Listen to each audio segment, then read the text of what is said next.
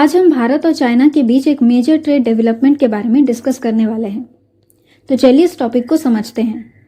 According to reports 2026 के पहले 6 महीनों के दौरान चाइना से भारत इंपोर्ट्स में काफ़ी इंक्रीज देखा गया है और ये रिकॉर्ड $79.41 बिलियन तक पहुंच गया।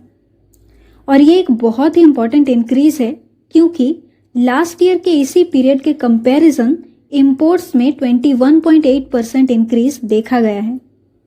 और तो और भारत चाइना का टोटल बायलैटरल ट्रेड सिर्फ 6 मंथ्स में $91.72 बिलियन तक पहुंच गया, जो प्रीवियस ईयर के कंपेयर में 23.6% तक का इंक्रीज हुआ है।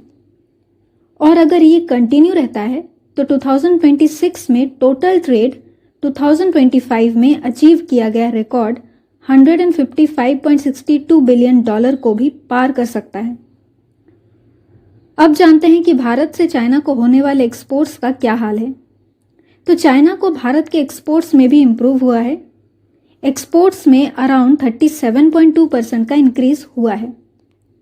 वैसे परसेंटेज के हिसाब से एक्सपोर्ट्स में बहुत ही फास्टली इंक्रीज हो रहा है, लेकिन फिर भी ये इंपोर्ट्स के कंपेयर में काफ़ी कम है।